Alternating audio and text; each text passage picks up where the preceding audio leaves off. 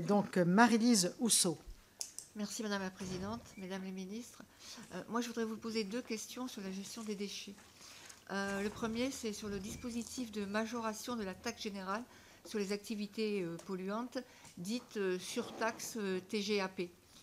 En effet, les préfets de région ont pris des arrêtés en constatant pour 2025 un ratio annuel régional de dépassement des objectifs de réduction des volumes d'enfouissement pour les installations de stockage de déchets non dangereux, à partir duquel le taux de la taxe générale sur les activités polluantes, TGAP, est majoré de 5 € par tonne, qui viennent s'ajouter aux 65 € par tonne initialement fixés.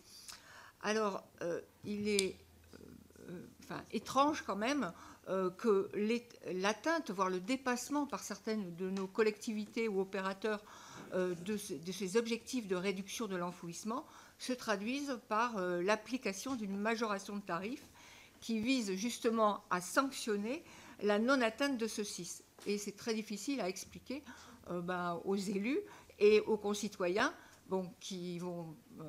sur lesquels, bien sûr, ça va être répercuté. Et pour un département comme le mien, pour le Tarn, les investissements ont été faits, et même au-delà, puisqu'il y a quand même eu 150 millions d'euros qui ont été investis pour atteindre ces objectifs. Et donc, est-ce qu'il ne serait pas possible de ne pas pénaliser les acteurs qui, en conformité avec la loi et les objectifs fixés, ont réalisé des investissements et de demander également que cette fraction de TGAP soit affectée à une politique de prévention, alors que elle n'est pas du tout fléchée vers là. Voilà. Ça, c'est la première question.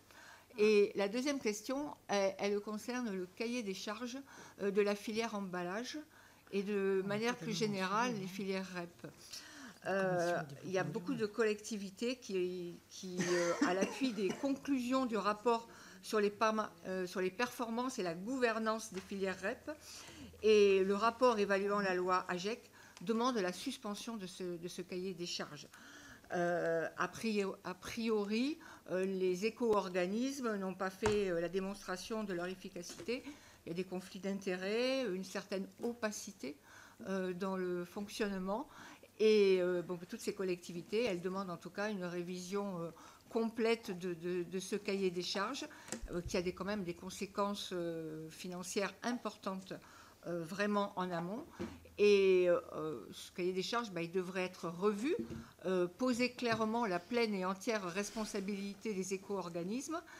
Et à travers lui, la tonne non recyclée devrait être taxée au-dessus du coût de traitement économisé.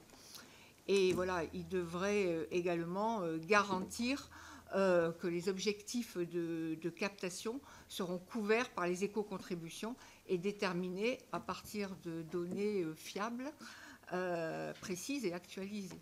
Voilà. Donc ma question est, est-ce que vous envisagez d'améliorer cette filière des emballages